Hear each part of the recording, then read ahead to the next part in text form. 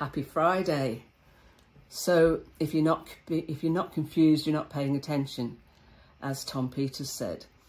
And this week I've been sharing some of the heated headlines, if you like, or media articles in regard to remote work, and some of them just totally opposed to each other.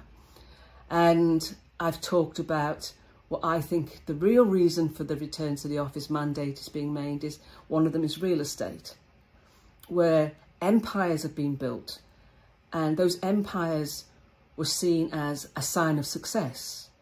And now those empires are empty.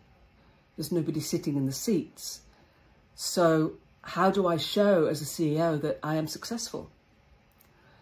Because to a lot of these CEOs, size matters. I think the other reason is power. And I think some bosses are using command and control, their playbook, because that's all they know, to rebuild the employee base they had pre-pandemic. They want it to go back to the way it was. And that's a workforce that looks productive, looks engaged and diligent, because they have bums in office seats. See all these people working, productive, diligent. And we can ask the question, what are managers doing when their employees are working remotely? They're wandering empty corridors, and they need to look like they're in control and they have something to do. And therefore they need a floor of people who they can shout at and move around and give things to do.